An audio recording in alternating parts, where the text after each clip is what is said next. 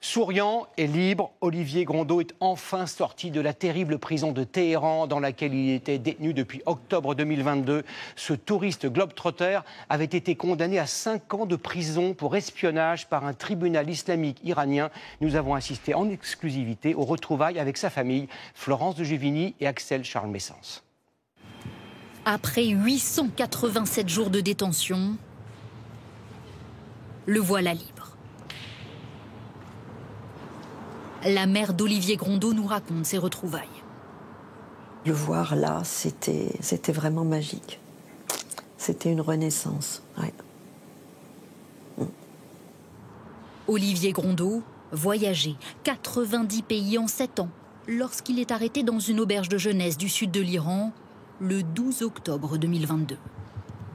Ils sont venus et m'ont collé dans un réduit sans fenêtre, un bandeau sur les yeux. Bien sûr que dès ma première nuit de détention, il me savait innocent. Il est condamné à 5 ans de prison pour espionnage. Un jugement arbitraire dénonce la France. Depuis sa cellule, il garde un lien avec l'ambassadeur de France et avec ses parents. Un appel autorisé, d'abord 1 heure par semaine, puis 10 minutes. Des conversations entrecoupées, écoutées aussi. Il leur raconte ses 10 semaines de garde à vue, les menottes qui le retiennent à un tuyau, les néons jamais éteints, un poème qu'il grave à la cuillère sur les murs de sa cellule. Quand vous n'avez rien fait, que vous êtes prisonnier, c'est très dur. C'est très dur. Quelqu'un qui a fait quelque chose et qui est prisonnier, il sait pourquoi il est prisonnier. Mais là, ça n'a pas de sens. Olivier Grondeau rejoint ensuite les prisonniers politiques. Une chambrée de 18, jamais seul, les nerfs à vif, jusqu'à la veille de sa libération. Torture blanche, la torture blanche, jusqu'au dernier moment.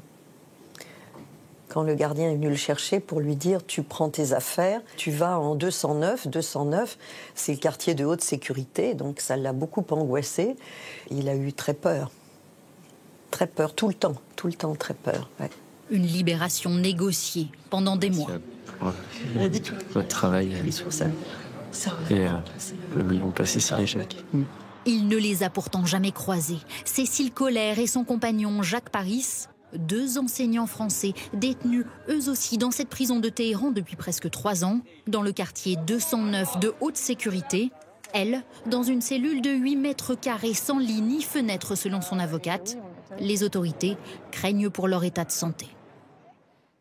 Est-il prisonnier ou otage d'un État? Chacun choisira le mot le plus approprié. L'écrivain franco-algérien Boualem Sansal, emprisonné en Algérie depuis novembre dernier, a comparu aujourd'hui devant un tribunal d'Alger. Une peine de 10 ans de prison ferme a été requise contre lui. Boualem Sansal, âgé de 80 ans, est accusé d'atteinte à l'unité nationale et d'outrage à corps constitué.